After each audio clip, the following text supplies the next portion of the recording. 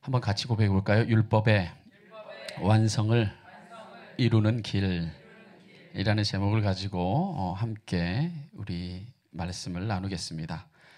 자, 교회에서 가장 많이 쓰는 단어가 하나 있습니다. 가장 많이 쓰는 단어가 뭐냐면 은혜라는 말입니다. 그죠? 은혜롭다. 은혜로해. 은혜 받아. 은혜지. 그죠?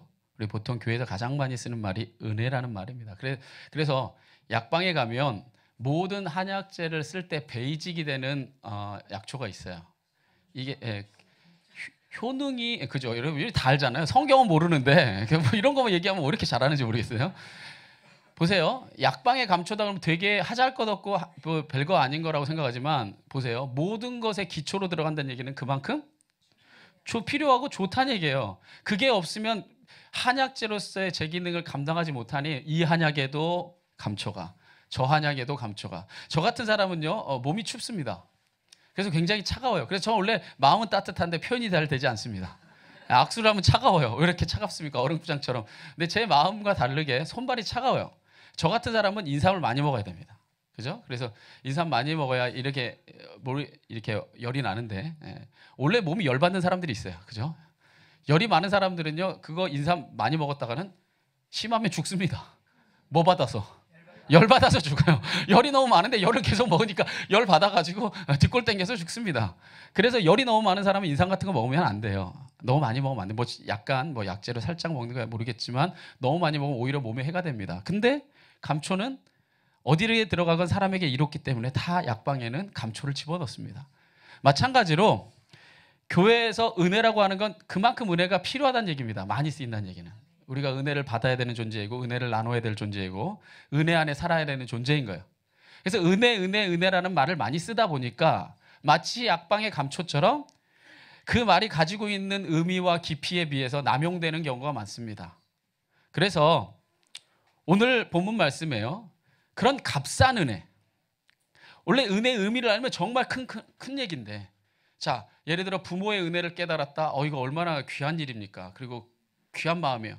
근데 그걸 갖다가 100번, 1000번 이야기하다 보면 닳고 닳아서 은혜로워요. 별로 뭐하지 않은데. 은혜롭지 않은데 우리가 얼마든지 그렇게 말할 수 있다는 거죠.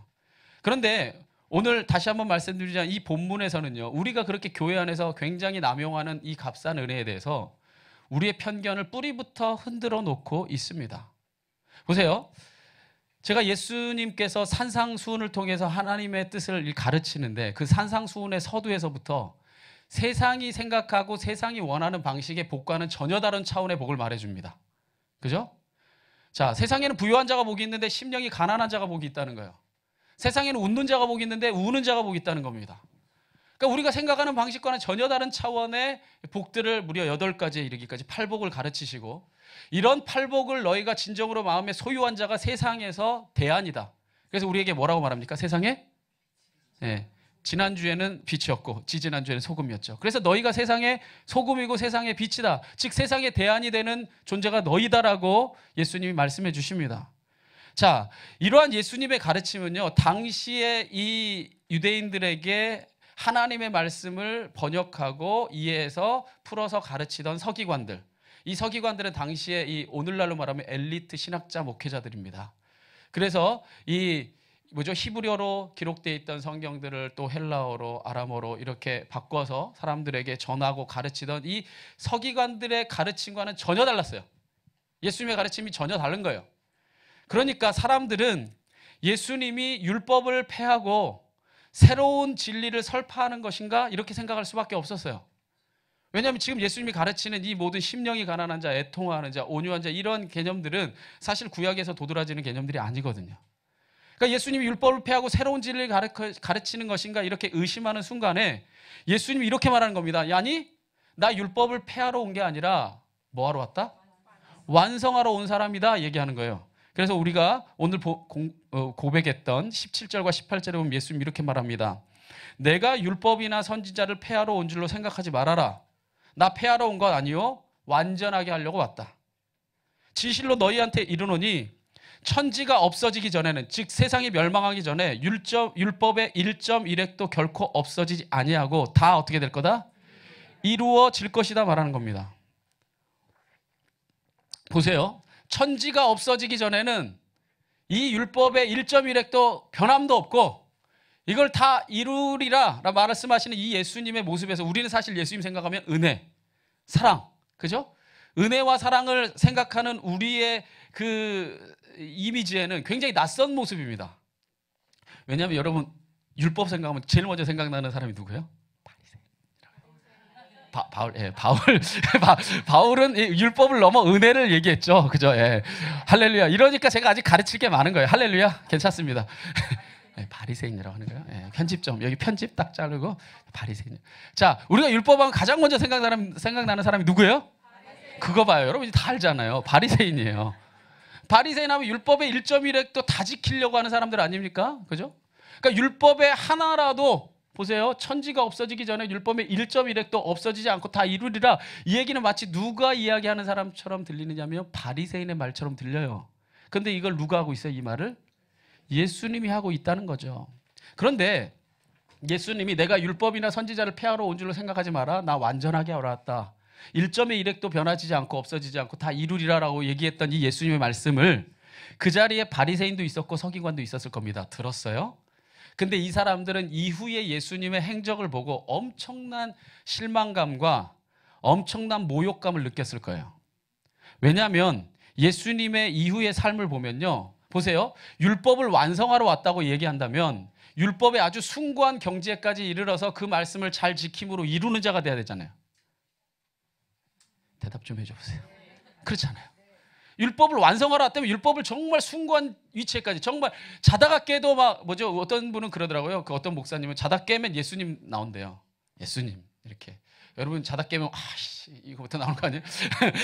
자다 깨다 나오는 게 여러분 중심이라고 어떤 그 목사님의 소원이 그래요. 자다 깨든지 놀라든지 뭐 하든지 예수님이 나오고 싶대요. 왜? 그래야 그 안에 예수님이 담겨 있는 거니까. 그죠? 주여 이렇게. 나올 때 아이씨 오늘도 가 막 이게 아니라 주여 나올 수 있는 왜 마음속에서 주님이 가득하다는 얘기죠. 그 얘기는 그것처럼 율법을 완성한다는 얘기는 정말 자나깨나 율법을 생각하고 율법을 묵상해서 율법을 이루는 자가 돼야 될 텐데 예수님의 행적을 돌아보면요 율법을 다 어겼어요. 그러니까 나 율법을 완성하러 왔다. 그리고 1.1획도 결코 없어지지 않고 다 이루리라 이 예수님이 얘기할 때 그렇구나. 만약에 은혜 받았던 바리새인과 서기관이 있다면 이후의 삶을 통해서는요 계속 실망하고 모욕 그래서 죽여버리려고 하잖아요. 그리고 결국에는 죽여버립니다. 자, 그럼 예수님이 어떤 율법들을 어겼는가? 대표적인 것만 제가 얘기해 볼게요. 엄청나게 많지만 아주 대표적인 거, 아주 중요한 게 뭐냐면요. 예수님이 가장 어겨서는 안 될 법을 어긴 게 뭐냐면요. 안식일법을 어겼어요. 예수님은. 자, 그래서 율법에는 안식일을 어떻게 정하고 있느냐? 이렇게 정하고 있습니다. 엿새 동안은 일할 것이나 일곱째 날은 큰 안식일이니 여호와께 거룩한 것이라. 안식일에 일하는 자는 누구든지 반드시 죽여라. 자, 사랑의 하나님이라는 이 하나님이 안식일을 범하는 자를 반드시라고 얘기해요. 반드시. 애누리 없이 뭐 하라는 거예요? 죽이라고 얘기했어요. 그 얘기는 뭡니까? 하나님이 그만큼 신실하고 온전하게 뭘 지키기를 원했다는 거예요. 안식일을 지키기를 원하는 마음이 담겨 있는 거죠. 그죠? 자, 그런데 예수님은요, 사역이 시작할 때부터 안식일을 밥 먹듯이 안식일이라기보다는 안식일의 법을 밥 먹듯이 어깁니다. 안식일에 분명히 일하지 말라 했는데 일하지 말아야 될 그 뭐죠? 이 것이 뭐냐라고 정해놓는 이 미슈나의 이 수많은 법들이 있는데 이거 다 어겨요. 그래서 여러분들이 사복음서를 보게 되면 예수님이 안식일마다 기적을 행해요. 그래서 막 자리를 들고 일어나가 가게 하지 않나, 손 마른 자의 손을 펼지 않나, 막 귀신 들린 자를 막 쫓아내서 막 만들질 않나. 이럴 때에 이 미슈나의 법에 의하면 그게 다 일하는 거예요. 자리를 들고 일어나 걸어가면 이게 일하는 겁니다. 근데 그 모든 법들을 어기면서 사람들을 막 치유하고 사역들을 하는 겁니다. 그 모습을 보고 이 유대인들, 특별히 경건한 바리새인들과 예배를 집례하던 이런 제사장들은요, 예수님을 죽이기로 결심을 해요. 저거 안 되겠다. 완전 율법을 다 뒤지고 엎고 다니는 자구나. 이렇게 생각한 겁니다. 두 번째, 예수님이 무슨 법을 어겼냐면요, 신성을 모독하는 죄를 범했어요. 그래서 예수님이 하나님을 내 누구라고 고백해요? 아버지라고. 하나님을 내 아버지라고 고백하면서 자신의 모든 사역이 하나님 아버지께로부터 내게 온 것임을 끊임없이 저가 고백합니다. 이는 어떤 율법을 어긴 겁니까? 하나님의 이름을 망령되이 일컫지 말라. 십계명에도 있죠. 하나님의 이름을 망령되이 네 아버지라고 얘기하는 거죠. 사람들 앞에서 내 아버지다. 그러니까 사람들이요 이 예수님의 말을 신성모독의 행위로 여겨가지고 저를 또한 죽이고자 합니다. 여러분, 누군가를 죽인다는 얘기는 그만큼 뭐가 끌어오르고 있다는 얘기예요. 분노. 왜? 율법을 완성하러 왔다면서 저가 막 하나님의 이름 망령되이 일컫지 말라는 거 막 망령되이 막 내 아버지라, 아버지가 일하시니 나도 일한다, 뭐 아버지께서 나와 함께 하시니 내가 역사한다, 뭐 이런 거 말하고 다니니까 분노한 겁니다. 그래서 이 요한복음 5장 18절에 보면 유대인들이 이로 말미암아 더욱 예수를 뭐하고자 하니? 죽이고자 하니 이는 뭐를 범할 뿐 아니라 안식일을 범할 뿐만 아니라, 그러니까 이 죄도 엄청 큰데 그 다음에 뭐라 말합니까? 하나님을 자기의 친아버지라 하여 자기를 하나님과 동등으로 삼으심, 즉 신성을 모독한 것이라. 또한 계속해서 이 요한복음의 10장 33절에 보면 뭐라고 기록되어 있냐면요, 우리 한번 다 같이 여러분 읽어볼까요? 시작.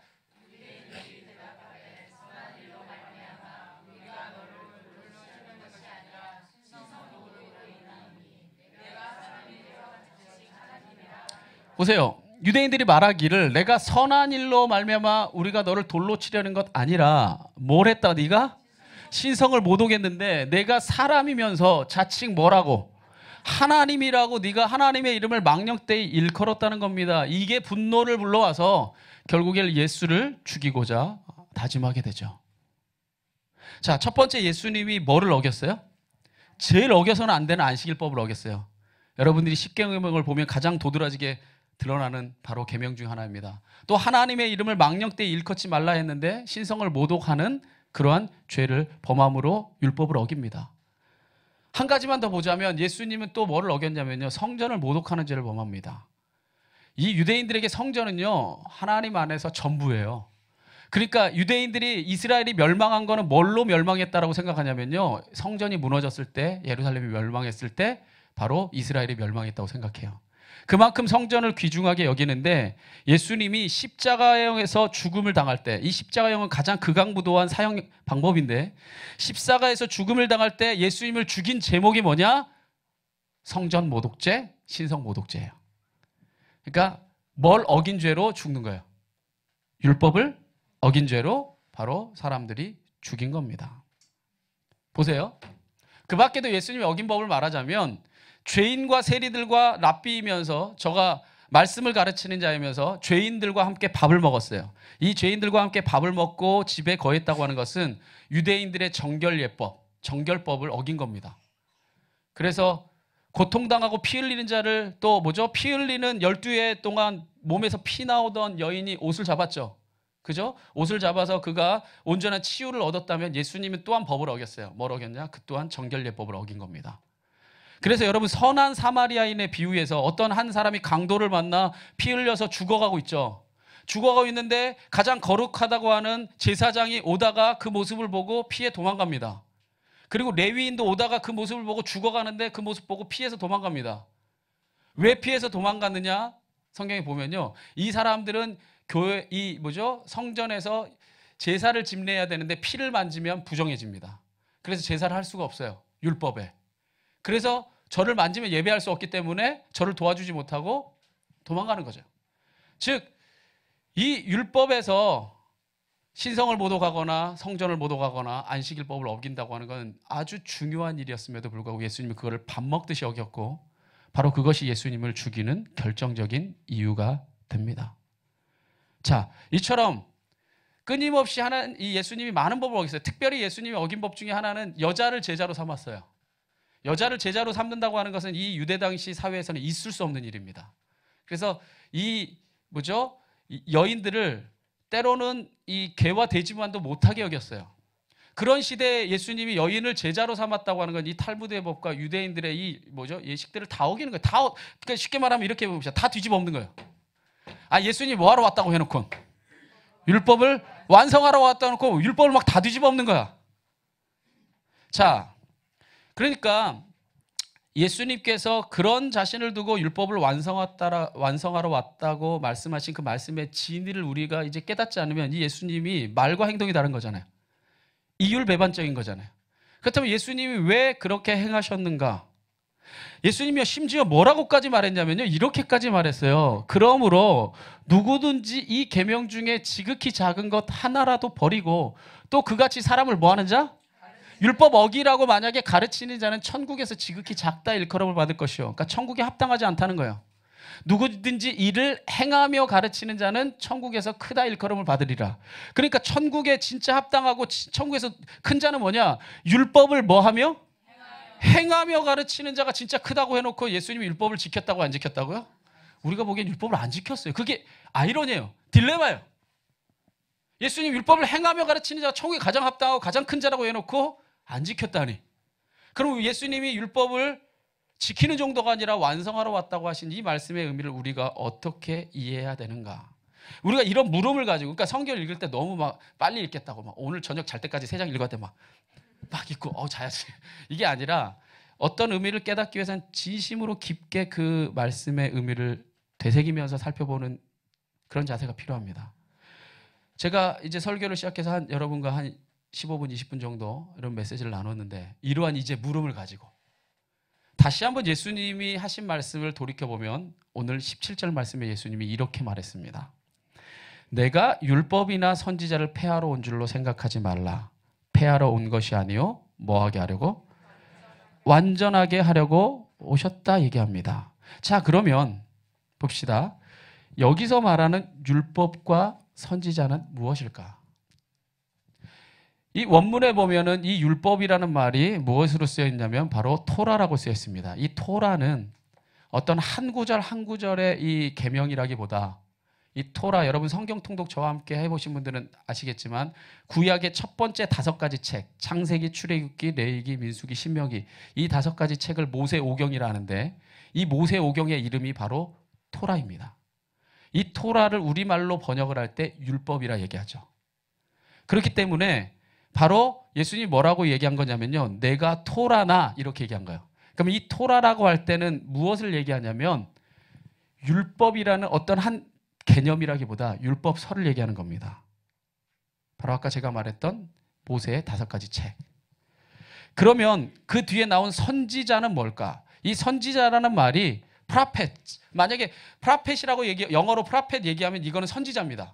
바로 뭐 엘리야나 엘리사 같은 선지자는 프라펫이에요. 그런데 성경에 그렇게 기록되어 있지 않고 네비임이라고 기록되어 있어요. 이 네비임은 뭐냐면요, 성경의 모세오경이 지나서부터는 그 다음부터 선지서입니다. 성경의 책들이. 그래서 이걸 네비임이라고 이름해요. 그 이름 자체가. 그래서 이 선지자라고 하는 말의 원래 원뜻은 뭐냐면 선지서, 예언서를 말하는 거예요. 그래서 기독교, 우리가 보통 성경을 나눌 때 예수님이 계신 이 사복음서를 얘기할 때 신약이라 얘기하고 구약이라 얘기하잖아요. 그죠? 그 앞에 책을 구약이라 얘기하는데 유대인들은 그렇게 얘기하지 않습니다. 유대인들은 자, 보세요. 벌써 신약, 구약 하면 여러분 신제품이 좋아요? 구제품이 좋아요? 벌써 신제품이 좋잖아요. 벌써 신약이 더 올바른 것처럼 가치가 매겨지기 때문에 유대인들은 저걸 경전으로 여기기 때문에 절대 구약이라고 말하지 않아요. 그게 자기들의 경전이기 때문에 무엇이라고 이름하냐면요, 율법서의 토라, 자, 예언서의 느빔, 그 다음에 성문서의 케투빔, 이 말의 첫 글자만 따서 A를 집어넣습니다. 타낙. 그래서 이 유대인들은 구약이라 이야기하지 않고 뭐라고 하냐면 타낙이라고 얘기해요. 이 앞글자만 따서 이 3가지 책이라는 거죠. 그러니까 예수님이 여기서 말씀하신 이 율법과 선지자, 이 얘기는 뭐냐? 율법서와 선지서. 이거를 한마디로 요약하면 뭡니까? 구약의 말씀. 즉 예수님은 구약의 예언을 뭐하러 오셨다라고 얘기하는 거야? 완성하러 오셨다고 얘기하는 거야. 할렐루야? 이해 가세요? 그러니까 내가 율법서와 예언서에 이 말을 폐하려 온 게 아니라 구약의 이 하나님이 주신 약속의 말씀을 이루고 완성하러 왔노라 이야기하는 거죠. 그렇다면 예수님이 완성하러 오신 율법, 여러분 율법 다 기억하세요? 율법 엄청나요. 제가 아까 말했죠. 이 율법서가 율법서니까 모세의 5가지 책이 다 율법서예요. 그 중에 물론 레위기와 출애굽기와 또 신명기에 보통 다 담겨 있지만 핵심으로 많이 담겨 있지만 여러분이 그 율법을 기억하긴요. 66권의 책이 뭔지도 기억을 못 하는데 그 내용이 엄청 많은 거. 여러분 이 유대인들 경건한 유대인들은요. 태어나서 최소한 이 5가지 책은 다 외워버립니다. 경건해지기 어렵죠? 네. 5책을 다 외워버려요. 이렇게 베드로 집사님처럼 머리 이렇게 닦고 그 구약에 그 하라는 대로 사는 사람들이요. 이거 검은 모자 쓰고 다니면서요. 구약 다 외워버리는 사람들입니다. 네. 이 집사님 왜 머리 안 잘라 생각하지만 이 구약에 이 랍비들처럼 하고 싶어서 이러시는 거예요. 네. 진심으로. 근데 다 외우세요? 못 외워요. 근데 이 사람들 다 외워요. 근데 여러분 다 외웁니까? 사실 다 지키려면 외워야지 지키죠. 그럴 거 아니에요. 지키려면 알아야지 지킬 거 아니에요. 근데 우린 몰라요. 그러니까 모르니까 우린 지킬 수도 없고 지키지를 못하니 더더욱 뭐 할 수는 없고. 그죠? 행할 수 없고. 그러니까 완성도 할 수 없죠. 자, 이게 우리의 한계란 말이죠. 그런데 예수님은 나는 완성을 했으니 너희가 내 길을 따라라 이랬어요. 그럼 우리가 어떻게 따라가요? 알지도 못하는데. 그런데 예수님이 감사하게도 여러분 공부 잘하는 학생은요. 책을 처음부터까지 다 읽는 게 아니에요. 저 옛날에 학교 다닐 때요. 정말 공부 열심히 하는 애가 옆에 있었어요. 얘는 공부를 어떻게 하냐면요. 이렇게 해요. 동그라미를 치는 게 공부라고 생각해. 그래서 책 한 권을 공부하면 다 동그라미를 쳐. 제 옆에 있는 학생이 다 동그라미. 그래서 있잖아요. 나중에 이렇게 보게 되잖아요. 그러면은 책이 시꺼매. 왜냐면 두 번째 공부할 때는 다른 색으로 동그라미를 쳐 또. 다른 색으로 동그라미 쳐. 와, 성적 안 나옵니다. 아니 이걸 보면요 다 동그랗고 다 까마니까 이거 공부를 할 때 뭐가 중요한지 몰라요. 진짜 공부 잘하는 애들은요 중요한 거 보다가 제가요 진짜 나중에서야 학교 다닐 때 깨달았어야 되는데 그래서 제가 저한테 공부 애들 가르치고 데려오세요. 내가 잘 가르쳐 줄 수 있어요. 공부를 가르쳐 주는 게 아니라 공부하는 법을 가르쳐 줄 수 있어요. 뭐냐면요 제가 나중에 공부 잘하고서야 깨달은 게 있는데 뭐냐면 내가 선생이 되고 나니까 문제 낼 때 어려워요. 그러니까 내가 강조하고 중요하다고 이런 거가 아주 중요하다고 얘기했던 거를 내가 내게 되더라고요. 왜냐하면 중요한 걸 뽑아서 시험 문제를 내야 되잖아요. 그러니까 공부 잘하는 방법은 뭐냐면요. 선생님이 문제 낼 때 뭐 때문에 고민할까? 이걸 생각하면 돼. 먼저. 그냥 고민하는 게 있을 거 아니에요. 그냥 지나가다 이게 선생님 이게 진짜 중요해. 이게 이 선생님이 고민하면서 문제를 낼 때 이걸 낼 수밖에 없는 게 보여요. 그 생각을 다가가면. 마찬가지로 예수님이 율법의 모든 걸 얘기한 게 아니라 핵심을 얘기해 줬어요.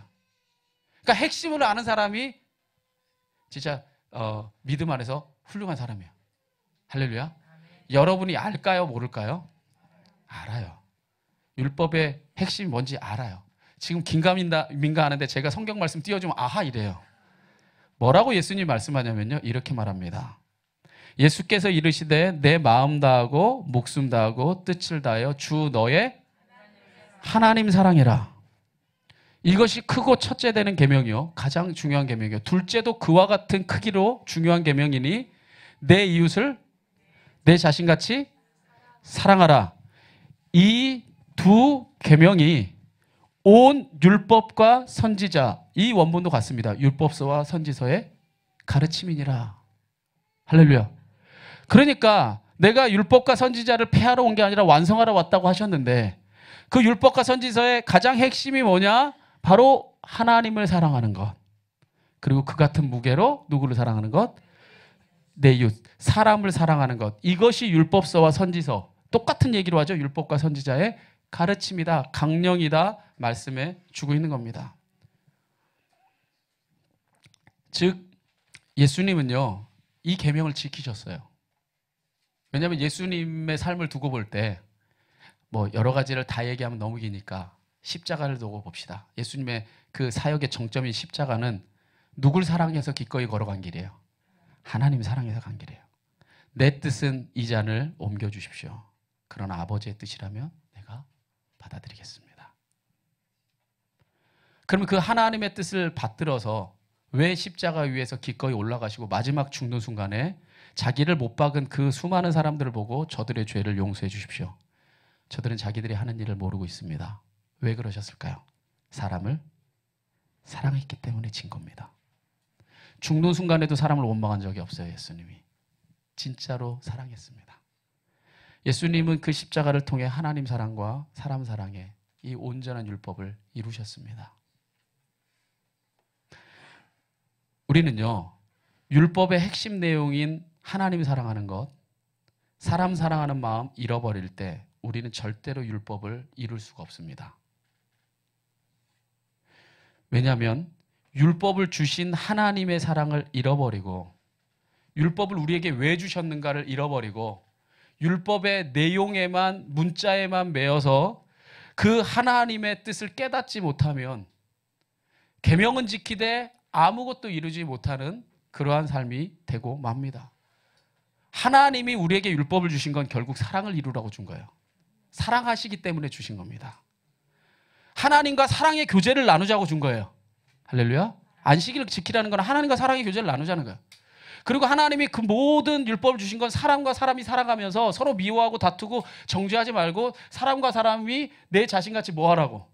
사랑하며 사는 길을 가르쳐 주시기 위해서 율법을 준 겁니다. 이처럼 하나님이 우리에게 은혜와 사랑의 도구로 율법을 줬지만 사람은 그 문자에 매여서 어떻게 버렸냐? 그것을 속박과 죄책감으로 바꿔버린 겁니다. 그래서 율법의 문자는 알지만 뜻은 알지 못하는 그런 안타까운 자리에 있게 된 겁니다. 주님이 그 뜻을 온전히 이루기를 우리에게 바라셨던 겁니다. 제가 대표적인 아까 예수님이 율법을 어긴 것에 대해서 말씀드렸는데 그 중에 하나만 제가 예를 들어볼게요. 예수님이 안식일을 밥 먹듯이 어겼다 했습니다. 사실 안식일을 어긴 게 아니라 안식일 법을 어긴 겁니다. 자, 예수님이 안식일 법을 왜 어겼는가? 자, 다시 한번 생각해 봅시다. 하나님이 안식일 법을 준 거는요, 하나님과 사랑의 교제 나누자는 겁니다. 사람 안에서 그 사랑을 다시 확인하라고, 아까 우리 성도의 교제를 하면서 사랑을 확인하라고 안식일을 준 거예요. 그런데 이 안식일이 그럼 어떻게 지키느냐? 이렇게 지키는 게 안식일을 잘 지키는 거다라고 이제 법을 만듭니다. 하나하나. 법들을 만드는데 그 안식일의 정신은 나중에 가니까 온데간데 없어지고 그 율법의 조문만 끊임없이 많이 남겨져서 사람들을 속박하게 된 겁니다. 보세요. 흥미로운 게 뭐냐면 2000년 전에 아까 제가 말했던 뭐 미슈나나 여러 가지 법들, 탈무드의 여러 가지 실천 법들로 이 유대인들에게 안식일의 법을 지키라고 명령한 그 수많은 법들은 고사하고 그냥 제치고 2000년 전엔 더 엄청났겠지만 바리새인과 서기관이 있었으니까 2016년 오늘 유대인들이 안식일 법을 어떻게 지키는지 제가 쭉 한번 설명해 드릴게요. 읽어 드릴게요. 이 호기심 천국이랑 여러 가지 SBS 이 프로그램 여러 가지를 이렇게 디렉팅했던 그 PD가 누가 있냐면 김종철이라는 PD가 있어요. 이 사람이 정말 약 40차례 가까이 이 이스라엘에 거하기도 하고 뭐 촬영도 하고 여러 가지를 하면서 이 사람이 그 경험을 가지고 이스라엘에는 예수가 없다라는 책을 썼어요. 여러분이 이제 교보문고나 이런 가면은 이 책이 있습니다. 이 책에서 이 사람이 자기가 몸소 한국 사람으로서 이 이스라엘 땅에서 겪은 안식일법을 자기가 적어놨습니다. 뭐라고 적었는가? 오늘날 2016년에 유대인들이 지키고 있는 안식일법입니다. 제가 한번 읽어드릴게요. 안식일에 해서는 안 되는 일이란 내가 어떤 행동을 함으로써 상황이 바뀌는 일들이다. 예를 들면 안식일에는 차를 운전하거나 빵을 굽거나 구입해도 안 되고 요리를 해서도 안 된다. 요리를 하기 위해서는 가스 오븐에 불을 켜야 하고 칼질을 하며 갖가지 노동을 해야 하기 때문이다. 물건을 살고 팔아서도 안 된다. 가방을 들고 거리를 걸어도 안 되고 휠체어를 밀거나 아기를 안고 다닐 수도 없다. 저긴 안 돼요. 버스와 택시를 운행하지도 않고 운전도 할 수 없으니 당연히 여행은 상상할 수가 없다. 전화를 걸거나 받아서 안 되고 이거는 외국인이 많은 호텔도 예외가 될 수 없다. 만약에 호텔에서 전화를 걸려고 하면 호텔 직원이 와서 공중전화 수화기를 빼어들고 전화 못하게 한다. 장례식도 당연히 하지 못하고 담배도 피우지 못한다. 담배를 피우려면 불을 켜야 하기 때문이다. 안식일에 책을 보는 것은 허용되지만 펜으로 글을 쓸 수는 없다. 그래서 학생들은 안식일 전날에 숙제를 다 해놔야 되기 때문에 금요일 오후만 되면 바쁘다. 안식일에는 청소를 할 수는 있지만 빗자루가 부러지면 수리를 할 수 없다. 식사 중에 식탁보에 물이나 우유를 흘리며 행주로 닦을 수는 있지만 행주를 빨면 안 된다. 안식일에 전기로 사용하는 벨을 누를 수가 없다. 그래서 엘리베이터나 에스컬레이터도 내가 눌러서 사용하면 안 되고 안식일이 되면 엘리베이터를 타고 내리는 사람이 없어도 모든 층의 버튼을 눌러놔서 각 층이 멈췄다가 열렸다가 닫히도록 해놓는다. 그러니 안식일에 높은 빌딩에 올라가야 되는 사람은 인내심을 발휘해야 된다. 50층이면 50층을 다 한 번씩 서는 겁니다. 위험한 동물이나 벌레는 죽일 수 있고 발바닥에 박힌 유리 조각이나 못등은 뺄 수 있지만 나무와 식물에게 물을 줄 수는 없다. 꽃향기는 맡을 수는 있지만 먹고 싶은 충동이 일기 때문에 과일 냄새는 맡으면 안 된다. 집으로 배달되는 은행 청구서나 세금 통지서 같은 편지나 소포를 뜯어서는 안 된다. 휘파람은 불 수 있지만 악기는 사용할 수 없다. 가게의 진열장에 있는 물건을 들여다볼 수는 있지만 가격을 물어보면 안 된다. 보세요. 어떤 생각 들어요? 옛날에 그 정찬우라는 이 개그맨이 그런 말을 했죠. 미친 거죠. 미친 겁니다. 그래서 이 이스라엘에서 제일 발달된 게 뭔지 아세요? 타이머. 불을 켜는 게 일이라는 거예요. 그래서 안식일에 일하지 말라 했기 때문에 일하면 안 된다는 거예요. 그래서 어떻게 하냐? 우리가 저녁 식사를 6시에 하기로 돼 있다. 뭐 7시에 하기로 됐다. 그러면 7시에 불이 켜져서 국이 끓는 시간을 계산해서 몇 분에 꺼지는 거. 내가 추우니까 난방을 켜려면 전기 제품을 눌러야 되잖아요. 이건 일이에요. 그러니까 전기 제품을 누르면 안 되니까 몇 시에 난방기가 틀어져서 몇 시에 끊어지는 거. 그래서 이스라엘의 최고의 그 치밀한 상품 중에 하나가 뭐냐면 바로 타이머라는 거예요. 얼마나 웃깁니까? 내 집이 40층이면 내가 엘리베이터 탔다가 40번 문 열렸다 닫혀봐. 여러분 열불 나셔가지고 내가 종교를 바꾸고 말지 내가. 내가 안 믿고 말지 하겠죠. 이게 뭡니까? 제가 여러분과 나누고자 하는 핵심은 뭐냐면요. 안식일을 주신 하나님의 마음을 잊어버리면 안식일은 이렇게 지키는 거다. 왜 이런 현상이 나타난 줄 아세요? 안식일에 일하지 말라 했으니 일이 뭐냐? 불 켜는 게 일이다. 자리 들고 가는 거 일이다. 그러니 가방도 들면 안 된다. 움직이는 거 일이다. 운전하면 안 된다. 뭐로 만든 거예요? 문서로 하나 만들고 나니까 그게 하나님과 사랑의 관계가 아니라 족쇄가 돼버립니다. 그래서 그거를 도대체 어디를 가든지 자기를 속박하는 것밖에 없게 된 거죠. 그러면 우리가 어떻게 율법을 완성할 수 있는가? 저는요 이렇게 믿습니다. 잘 들으세요. 그 율법을 주신 하나님의 마음을 깨달으면 됩니다. 핵심 정신을 깨달으면 돼요. 제가 아주 쉽게 예를 하나 들어볼게요. 예를 들어서 10계명 중에 5계명이 뭡니까? 내 부모를 공경하라는 겁니다. 그래서 부모 공경하는 법을 율법으로 만듭니다. 자, 부모 공경하는 법 율법에 만드는데 첫 번째 법 얘기합니다. 예를 들어서 부모를 공경하는 건 이런 것이다. 하루에 부모에게 전화 5통 이상 하기. 둘째, 한 번 전화할 때 최소한 5분 이상 통화하기. 셋째, 한 주에 2번 이상 찾아가기. 넷째, 부모를 공경하는 것은 자기 수익의 몇 %를 용돈으로 드릴 때 반드시 그 이상을 드리기. 다섯째, 부모가 원하는 것 1년에 몇 회 이상 반드시 행하기. 여섯째, 부모가 이런다면 이렇게 하기. 일곱째, 점점 살아가면 살아갈수록 부모를 공경하는 게 치밀해야 되니까 오늘 요즘에 최순실이나 이런 거 보면 법을 빠져나가는 게 너무 많으니까 특별법을 계속 만들어서 막고 또 만들고 막고 이러잖아요. 그래서 법이 이렇게 두꺼워지는 거예요. 왜냐하면 모든 주권은 국민에게 나온다. 이거 하나로 될 것 같지만 빠져나가는 게 너무 많으니까 못 빠져나가게 점점 법이 두꺼워지는 것처럼 부모 공경하는 게 125번째 절을 할 때 5초 이상 절을 하고 있다가 됐다 하면 고개 들기. 뭐 이렇게 법 만들 수 있어요 없어요? 만들죠. 자, 여러분이 만약에 부모 공경하는 법 100가지만 100가지 넘어가고 제가 아까 얘기한 5가지만 여러분한테 지키라고 미쳐버릴걸? 할 얘기도 없는데 5분 동안 끌어야 되겠죠. 엄마 아까 다 얘기했는데 왜 5분 이상 통화하기가 법이니까 통화해서 끊어야겠죠. 그럼 진짜 부모를 사랑하는 걸까요? 그런데요, 부모를 공경하라는 이 법을요 아주 단순하지만 확실하게 지킬 수 있는 방법이 있어요. 그건 뭐냐면요, 부모를 진짜로 사랑하는 거예요.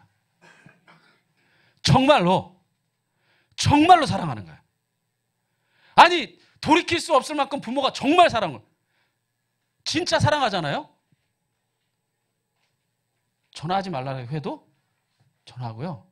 어떤 사람은 성격상 전화하는 게 자기의 스타일이 아니라면 부모가 정말 좋아서 찾아갔을 때 엄마 한 번 안을 때도요 눈물 나오고요. 그죠? 용돈을 하나 드릴 때도 내가 가진 것 중에서 최고의 거를 드리고 싶고요. 할렐루야?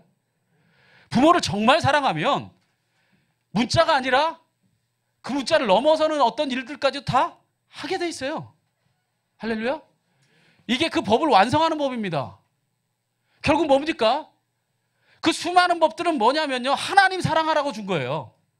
그러니까 그 율법을 완성하는 길은 뭐냐면요, 진짜 하나님을 뭐 하는 거예요? 그게 예배예요. 그러니까 적어도 이 예배 가운데 여러분이 함께 동참하고 있다는 것은 여러분이 하나님을 향해 사랑한다는 고백을 하고 있는 거예요. 할렐루야. 그리고 하나님을 진정으로 사랑하는 것 이 예배를 통해 드러났다면 하나님이 뭐라고 얘기했냐면요. 너 내 둘째도 이와 같은데 내 이웃에게 내가 저 안에 들어있으니 내 이웃을 바로 네 몸처럼 바로 너와 내가 동행하는 것처럼 나와 저와 동행하고 있으니 내 이웃을 내 몸처럼 사랑해라. 그럼 이 마음대로 하나님 사랑하듯 옆에 있는 사람 얼굴 한번 보세요. 한번 보세요. 이 사람을 뭐 하는 거예요? 사랑하며 사는 거예요. 그게 삶이 예배가 되는 거예요. 왜? 그 사람을 진짜로 사랑하며 살아갈 때 내가 뭐를 진정으로 이루며 사는 거예요? 율법을 완성하며 사는 거죠. 결국 율법은 문자에 매이는 게 아니라 의미를 담는 거예요. 그 의미를 지킬 때에 삶의 매 순간이 예배가 됩니다. 왜? 하나님 사랑하고 하나님을 경험하는 삶이라는 아주 고서이죠. 100년이 아마 넘은 책으로 제가 알고 있는데 그 책에 보면요. 그 로렌스라는 신부가 그 멋진 고백을 합니다. 내가 하나님을 진정으로 만나고 경험하고 나니 내가 먼지 하나를 닦는 일도 예배가 된다. 이 먼지를 닦는 일에서 세상의 한 부분을 내가 깨끗하게 하는 일 속에서 내가 하나님을 경험하게 된다는 거예요. 할렐루야. 걸어가는 걸음걸이 하나가 햇살을 만나는 그 마음 하나하나가 예배가 됩니다. 그게 율법을 완성하는 길이에요. 그래서 하나님을 사랑하며 하나님과 관계하기 위해서 우리에게 주신 법들이 족쇄가 아니라 기쁨의 근원이 됩니다. 주일날 예배 갈 수 있다고? 미쳐버리겠네가 아니라 기뻐 미쳐버리겠네. 좋아 죽겠네. 할렐루야. 그런 마음이 되는 거죠. 그래서 예수님은요. 율법 앞에서 우리에게 이렇게 도전하셨습니다.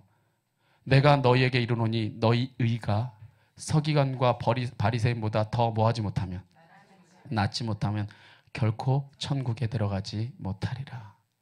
여기서 예수님이 말씀하신 의는 복잡한 신학적인 개념이 아닙니다. 오히려 단순한 마음이죠. 하나님을 사랑하는 것. 하나님 사랑하듯 이 사람을 사랑하는 것. 바로 그 사랑의 길을 걸어가게 되면 가장 중요한 건 뭐냐? 율법을 완성하는 길은 오늘 말씀 정리하겠습니다. 한번 손을 가슴에 얹어보세요. 바로 그 중심에 있습니다. 아멘. 여러분 중심에 있어요. 그게 여러분 율법을 완성하는 길이에요. 딱 두 가지입니다. 이 중심으로 누구를 진짜 사랑하는 것? 하나님 정말 사랑하는 것. 그래서 예배하는 거예요. 그리고 그 중심으로 뭐 하는 것? 이 사람 사랑하는 것. 이 사람을 사랑하는 거예요. 할렐루야. 그래서 저는요. 오늘 마지막으로 정리하면서 이렇게 정리하고 싶습니다. 율법은요. 이루는 게 아니에요. 하나님을 진짜로 사랑하고 사람을 사랑하면요. 어떻게 되냐면요. 율법은요. 이루어지는 거예요. 사랑이 나를 그렇게 움직이게 해요. 예배하게 하고요. 내게 가진 작은 거라도 이웃과 나누고자 하는 마음이 생기고요. 진짜 사랑하게 되면 율법은 내가 억지로 이루어가는 게 아니라 이루어지게 되는 겁니다. 오늘 우리 가운데 하나님을 예배할 때 그 사랑이 진짜로 표현되게 하나님 예배할 수 있길 원합니다. 그리고 우리의 삶 속에서 그 하나님의 말씀이 이루어지게 우리가 만나는 모든 사람을 주께 대하듯 하길 원합니다. 할렐루야. 주께 대하듯 그 사람을 사랑하고 살아가는 길이 율법을 완성하고 살아가는 길이에요. 오늘 그것을 기억할 때에 우리가 율법의 문자만이 아니라 의미까지도 살아내는 그런 진정으로 성숙한 성도가 될 줄 믿습니다. 그 한 사람이 바로 여러분이 되기를 진심으로 축원합니다.